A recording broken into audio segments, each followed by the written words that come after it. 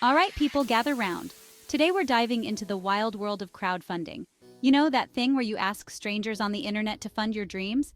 It's like a giant digital ATM, but instead of a pin, you need a good idea and a whole lot of charm. Now, crowdfunding isn't new. People have been pooling money together since, well, forever. But the internet? Oh, the internet supercharged it. Suddenly, anyone with a laptop and a dream could reach millions. We're talking everything from indie films to life-saving surgeries. It's the democratization of finance, baby. Think about it. Your bank manager wouldn't give you the time of day for that goat yoga studio idea. But online? You never know. You might just find a herd of investors ready to say namaste to your business plan. But hold your horses, entrepreneurial enthusiasts. Before you quit your day job to chase those crowdfunding dollars, there are some things you gotta know. It's not all sunshine and rainbows in the world of online fundraising. There are risks, my friends, risks, and we'll get to those in a bit. Now let's talk Nigeria. This is a country that knows a thing or two about hustle. I mean, have you seen the traffic in Lagos? If you can make it there, you can make it anywhere. So it's no surprise that Nigerians have embraced crowdfunding with open arms. See, traditional banks in Nigeria, they can be a bit, how do you say, exclusive. Like that club with the velvet rope and the bouncer who looks like he hasn't cracked a smile since 1992. But crowdfunding? It's like the after party where everyone's invited. We're talking about young entrepreneurs, artists, innovators, all bypassing the traditional gatekeepers and going straight to the people. Need funding for a tech startup? Crowdfunding. Want to produce an album that'll make Burna Boy jealous? Crowdfunding. Got a brilliant idea to solve Nigeria's power problem? You guessed it, crowdfunding. The opportunities are massive, and it's not just about the money, people. Crowdfunding is building communities. It's connecting creators with supporters. It's giving a voice to the voiceless. It's powerful stuff. Okay, time for a reality check. Remember those risks I mentioned? Yeah, well, they're about to enter the chat. Look, crowdfunding in Nigeria, it's still the Wild West out there. You got scammers lurking in the shadows, waiting to prey on unsuspecting dreamers. First up, you got your classic fraudsters. These guys are like that friend who borrows 20 bucks and then forgets to pay you back.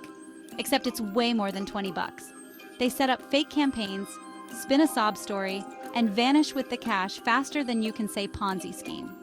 Then you got the less sinister, but still problematic issue of unrealistic expectations. Listen, not every crowdfunding campaign is going to go viral and make you an overnight millionaire.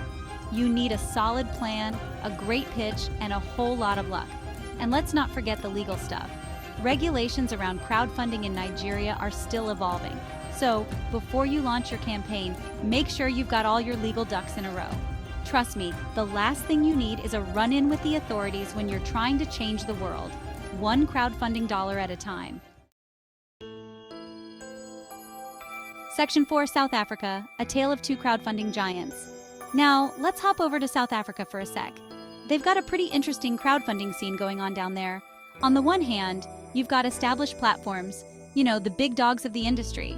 These guys are regulated, they've got track records, the whole shebang. But here's the thing, they can be a tough nut to crack, especially for smaller creators. It's like trying to get into that exclusive club again, only this time, instead of a bouncer, it's a complicated application process and a bunch of hoops to jump through. On the other hand, you've got a whole bunch of smaller, niche platforms popping up. They're catering to specific communities like artists or social entrepreneurs, and that's cool. It creates more opportunities for people to get their projects funded. But with more options comes, you guessed it, more risk. It's like trying to choose a taxi driver at 2 a.m. You gotta be careful, do your research, and make sure you're not getting into the wrong car, if you know what I mean. Section 5, India, Bollywood dreams and crowdfunding schemes. Next stop, India. Now, India's crowdfunding scene is like a Bollywood movie full of drama, excitement, and a whole lot of song and dance. We're talking about a massive population, a rapidly growing economy, and a huge appetite for innovation. And just like in Nigeria, crowdfunding in India is opening doors for people who might not have access to traditional funding sources. We're talking about rural entrepreneurs, women-led businesses, and social enterprises trying to make a real difference. But here's the plot twist. India's also got its fair share of crowdfunding challenges. Regulation is still catching up, and there have been some high-profile cases of fraud. It's like that delicious-looking curry that turns out to be way too spicy. You want to love it, but it might just burn you. So, What's the lesson here? Crowdfunding in India is a powerful tool, but just like with any powerful tool, you gotta know how to use it safely. Do your research, choose your platform wisely, and don't be afraid to ask questions.